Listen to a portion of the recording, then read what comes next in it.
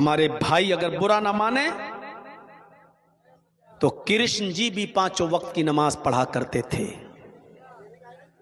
यकीन ना आए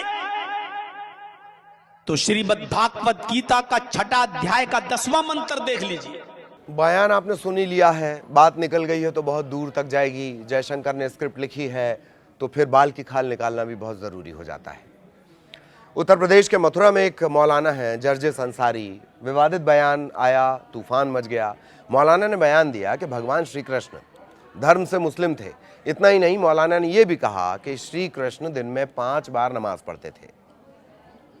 अपने बयान के समर्थन में मैं अपनी मुस्कुराहट का राज आपको बताऊंगा। वो जो 64 कलाओं में निपुण है, वो जो तय करता है कि उसे खुद कब जीतना कब हारना है, कमाल है लोग उसके बारे में, उसी ने तय किया होगा। मैं वापस खबर पर आता हूं। अपने बयान के समर्थन में मौलाना ने श्रीमद् भागवत गीता के एक श्लोक का भी हवाला दे दिया। ठीक, उम्मीद के मुताबिक बयान सामने आने के बाद हिंदू संगठनों ने मौलाना जर्जिस अंसारी के खिलाफ गहरा आक्रोश जताया। तुरंत गिरफ्तारी की मांग शुरू हो गई। अयोध्या के संत जगतगुरु परमहंस आचार्य ने कहा कि मौलाना जर्जिस अंसारी को जितने जूते मारो उतने करोड़ हमसे ले जाओ। अखिल भारत हिंदू महासभा के प्रवक्ता ने लखनऊ के हजरतगंज थाने में मौलाना अंसारी के खिलाफ FIR दर्ज करवा दी। इसके अलावा उत्तर प्रदेश के अलग अलग ज़िलों में जो जर्जिस हैं उसके खिलाफ करीब 95 तहरीर यानी FIR, फर्स्ट इंफॉर्मेशन रिपोर्ट, प्रथम संसूचना रिपोर्ट, वो दिए जाने की खबर है 95 अलग अलग जगहों पर। अब कहा यह जा रहा है कि जिस वीडियो पर यह बवाल मचा वो 23 जून 2026 को झारखंड में दिए उनके भाषण का एक हिस्सा है। अगर ऐसा है तो इस समय वायरल करने का क्या मतलब है? श्री कृष्ण जन्मभूमि विवाद से तो इसके तार नहीं जुड़ रहे हैं, क्योंकि मथुरा में श्री कृष्ण जन्मभूमि और शाही ईदगाह विवाद पहले से ही चरम पर है। इस कानूनी और सामाजिक विवाद के बीच मौलाना जर्जिस का यह भड़काऊ बयान माहौल को और अधिक गरमाने वाला साबित हो रहा है। कई लोगों का मानना है कि ऐसे बयान जानबूझकर सांप्रदायिक तनाव बढ़ाने या सुर्खियां बटोरने के लिए, हेडलाइन सीकर, पब्लिसिटी के भूखे, इसके लिए दिए जाते हैं। इस बारे में आम आदमी को टिप्पणी का अधिकार नहीं है। जांच पुलिस का काम है, दोषी या निर्दोष ठहराना अदालत का काम है। लेकिन क्या सचमुच देश की अधिकांश आबादी को मौलाना के बयान से आहत होने की जरूरत है?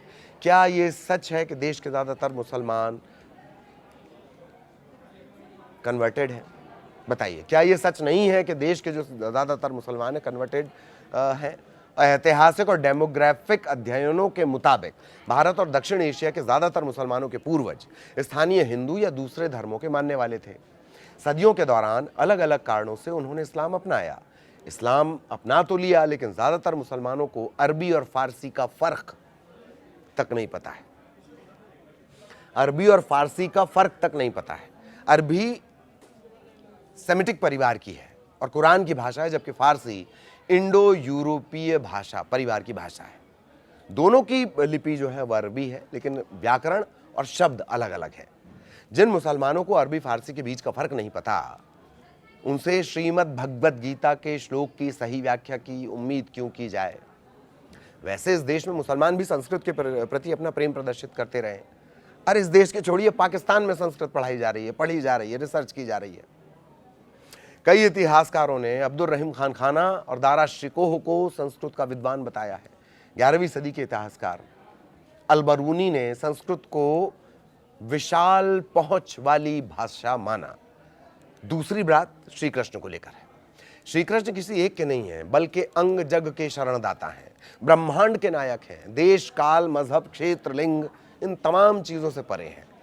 कान्हा कण कण के हैं। संत महात्मा बताते हैं कि महाभारत में द्रौपदी के चीरहरण के समय श्री कृष्ण ने ही वस्त्र रूप धारण कर लिया था। दुशासन थक गया, लेकिन वस्त्र बढ़ता चला गया। श्री कृष्ण रोम रोम के हैं, ऐसी कोई जगह नहीं जहां श्री कृष्ण ना हो। श्री कृष्ण किसमें नहीं है और कौन श्री कृष्ण का नहीं है, इसीलिए तो श्री कृष्ण सर्वव्यापक कहे गए हैं। यह तो हुआ मौलाना के बयान का आध्यात्मिक अर्थ में जवाब। अब दूसरी बात मौलाना की समझ को लेकर है। इस देश की स्कूली किताबें चीख चीख कर बताती हैं कि इस्लाम धर्म के प्रवर्तक हजरत मोहम्मद का जन्म 570 ईस्वी में और निधन 632 ईस्वी में हुआ है। इसके उलट श्री कृष्ण द्वापर में हुए। इतिहास की किस किताब में मौलाना ने द्वापर का जिक्र पढ़ लिया? सनातन धर्म में श्री कृष्ण को सृष्टि का पालनहार माना गया है। इसके विपरीत पैगंबर को ईश्वर का दूत, पैगाम देने वाला या नबी माना जाता है।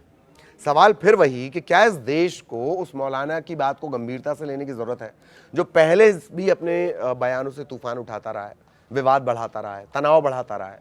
आपको बताते चलें कि मौलाना अंसारी, जर्जिस अंसारी, इससे पहले भी साल 2022 में महिलाओं को लेकर विवादित बयान दे चुका है। उस वक्त मौलाना ने कहा था कि एक मुस्लिम महिला को हर हाल में अपने पति की यौन इच्छाओं को पूरा करने के लिए तैयार रहना चाहिए, भले ही वो प्रसव पीड़ा में क्यों ना हो। बताने की जरूरत नहीं है कि उस समय भी मौलाना के बयान का काफी विरोध हुआ था। साल 2022 में वाराणसी की एक फास्ट ट्रैक कोर्ट ने उन्हें एक महिला को शादी का झांसा देकर दुष्कर्म करने, ब्लैकमेल करने और धमकी देने के गंभीर मामले में दोषी पाया। 10 साल के कठोर कारावास की सजा सुनाई दी। बाद में हालांकि उन्हें हाईकोर्ट से जमानत मिल गई थी। श्री कृष्ण को 5 वक्त का नमाजी बताने पर गाजियाबाद की लोनी सीट से विधायक है नंदकिशोर गुर्जर, उन्होंने मौलाना पर बड़ा रोचक पलटवार किया है। उन्होंने दावा किया कि गीता के श्लोक पढ़ने से ही मौलाना जर्जिस हिंदू बन चुके हैं। बीजेपी विधायक नंदकिशोर गुर्जर ने कहा, मौलाना जर्जिस ने जिस तरह सबके सामने संस्कृत के श्लोक पढ़े हैं, गीता के श्लोक पढ़ते हुए जो बात कही है, उससे साफ हो चुका है कि वो हिंदू बन चुके हैं। क्योंकि तलाक तलाक तलाक कहने से अगर किसी की बेटी का तलाक हो जाता है, तो उसी तरह भगवत गीता के श्लोक खुद ही पढ़ने के बाद वो खुद हिंदू हो चुके हैं। बाकी इस विषय पर आपकी क्या राय है जरूर बताएं, कमेंट बॉक्स आपके लिए ही है। आपके साथ मैं ललित प्रजापति, और स्क्रिप्ट हमेशा की तरह पूरा इतिहास समेटते हुए जयशंकर ने लिखी थी। वीडियो देखने के लिए धन्यवाद। नमस्कार।